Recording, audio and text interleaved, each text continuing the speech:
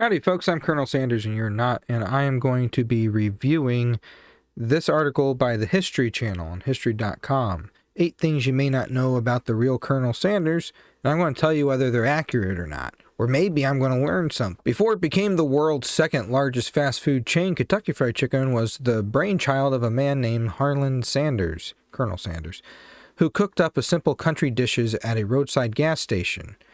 Even after his death in 1980, Sanders is still an instantly recognizable face of the company. His life story and his road to fast food fame includes a lot more than just chicken.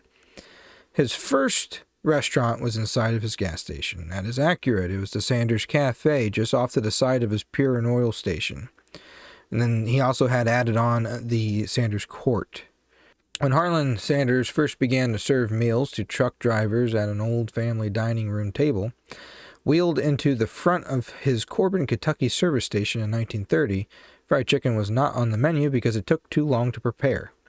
Sanders' country ham and steak dinners proved so popular, however, that he soon opened Sanders Cafe across the street and began to serve chicken and fried in an iron skillet. Food critic Duncan Hines included the restaurant in his 1935 Road Food Guide, and it was there in 1939 that the Colonel used pressure cookers to perfect his quick frying chicken coated in his secret recipe of 11 herbs and spices.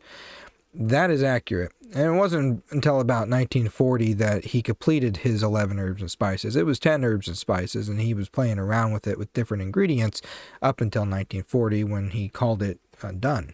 He wounded a business rival in a deadly shootout. This is that story about Matt Stewart.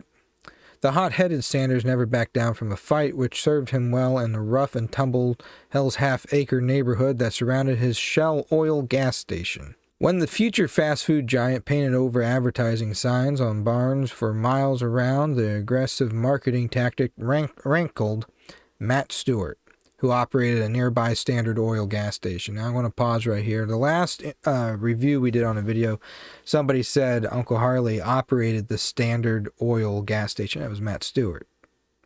Uncle Harley did the Shell, and then he went to Corbin and operated the Pure and Oil one. Told that Stewart was painting over one of his signs for a second time, Sanders rushed to the scene with 2 Shell executives.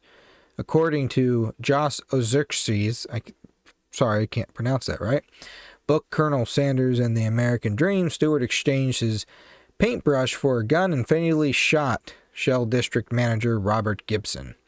Sanders returned fire and wounded Stewart in the shoulder. Stewart was sentenced to 18 years in prison for the murder, but charges against Sanders were dropped after his arrest. That is true. It was self-defense.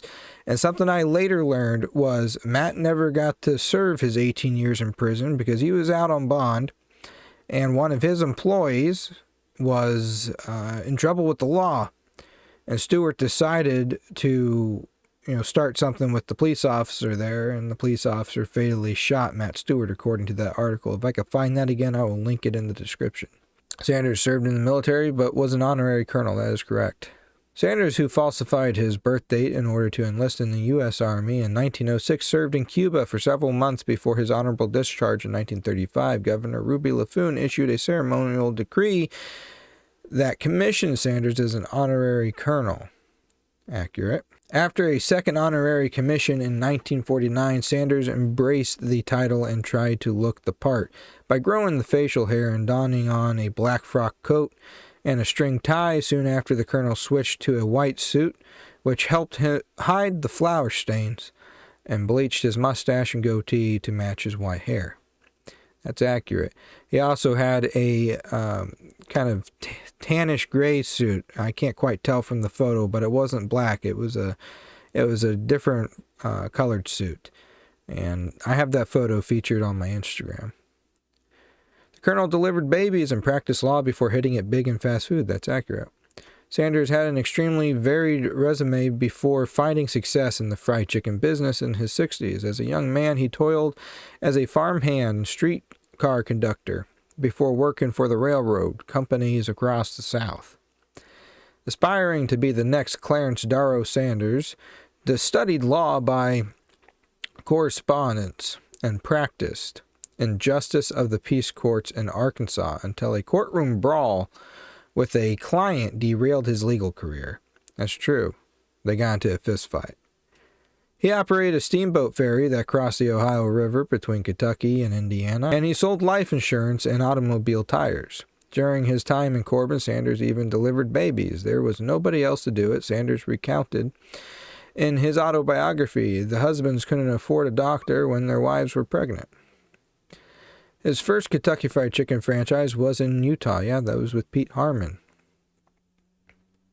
Between Pete Harmon, Dave Thomas, and Uncle Harley, they created what the classic Kentucky Fried Chicken bucket and logos and stuff that you see in the colors of the buildings that you see today.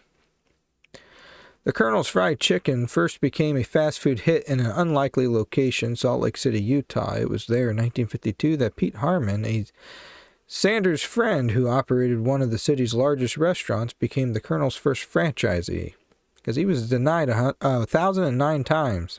Pete Harmon was his first yes. The Harmon restaurant pioneered the famous bucket container and used the Kentucky Fried Chicken moniker. What most people associate with worldwide fast food today looked like a regional specialty on a menu in the 1950s, Utah.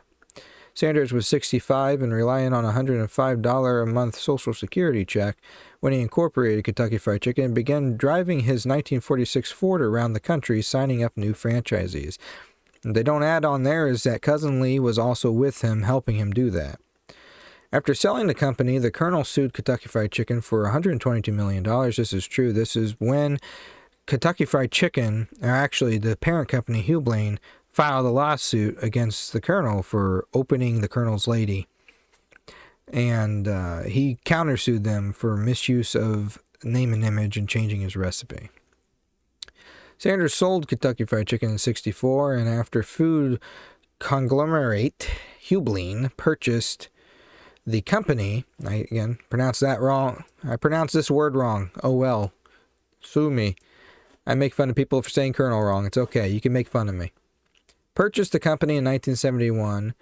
The cantankerous Colonel began to deride the change gravy as slop and its owners as a bunch of booze hounds. Accurate. Although still the public face of the company, Sanders so disliked Kentucky Fried Chicken food that he developed plans to franchise the Colonel's Lady Dinner House restaurant, which he opened with his wife in Shelbyville, Kentucky, 1968, as a competitor. I haven't heard anything about him planning to franchise that restaurant. I know that he opened it in the late 60s, and he got Mary & Kay Spices to make the 99X seasoning that's used there now. And he wanted Mary & Kay to also supply KFC, but KFC denied that.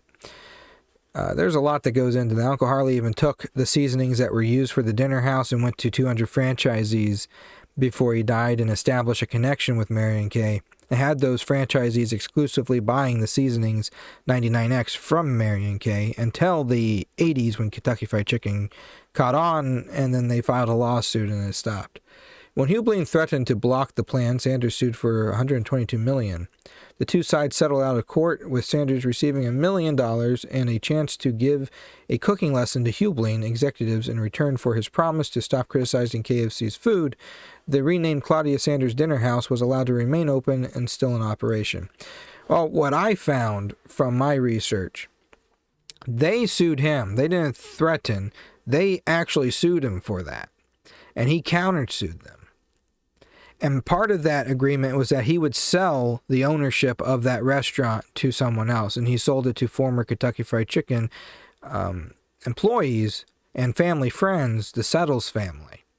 He sold it to them and had them operate it. But he could not operate it anymore. And they don't talk about this. In Bowling Green, a local franchise of KFC tried suing Uncle Harley for making those comments. He made those comments till the day he died. Whenever he was at a location that wasn't doing it right, he would accuse them of changing things. And it was thrown out of court. He was sued in the late 70s. It was thrown out of court. The judge said that the founder would absolutely be able to tell whether his quality is being met or not.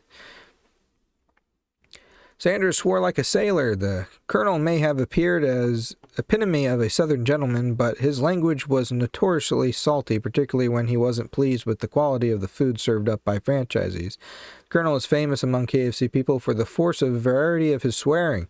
Reported in 1970s New Yorker profile, "I used to cuss the prettiest you ever heard." Sanders admitted, "I did my cussing before women or anybody else, but somehow nobody ever took offense." The colonel supposedly cursed a Japanese baseball team. No, he didn't curse any. He didn't put any hexes on anybody. But I heard about this, the statue situation. Legend has it that Sanders put a hex on the Hanshin Tigers after the baseball team's joyous fans celebrated a 1985 championship by tossing a statue taken from the local KFC restaurant into a Osaka River. The team's subsequent championship drought was blamed on the curse of the colonel. But even the 2009 recovery of the statue from the muddy river bottom has yet to result in another title for the team. That is just some kind of fun thing that they had thrown out there. He didn't put a hex on anybody, especially after he was dead. He was very religious after he was in the 70s. He found Christ, and he took religion very seriously. He said you had to get God in your heart. Just doing good things wasn't enough. To make it to heaven, you had to have him in your heart. So, pretty much accurate. There's some notes that I have on here that I gave, but pretty much accurate from the History Channel. And, maybe I learned something from these. This is how I do my research quite a bit. I look at other articles, I compare it to the notes that I have and the information that I have been able to validate and verify. And unfortunately, quite a bit. Over the years, people just create big fish stories. It doesn't matter what it's about when it comes to Uncle Harley. They just create big fish stories and they become legends. And you don't know what's true and what's not. It's just what gets shared around the most. And, sometimes it makes sense to call it fact. But when it comes to my family, and I don't know everything, but I have access to information that, like, the History Channel don't. The History Channel doesn't have access to my cousins or my grandfather. And they could if they wanted to, but they don't. And we have that information that fills in the gaps of things that are under question, whether we don't know whether it's true or not. So that's where my part comes in. And then I also learned things from other documentaries and stories that are put out there about Uncle Harley. I learned some information about those. I ask my family about them. If they heard about them, they can validate it for me. And if they haven't heard about it, then I have to dig in and do more research and to validate the information that I find. And if I can't validate it, then I don't talk about it because it's just not true if I can't validate it.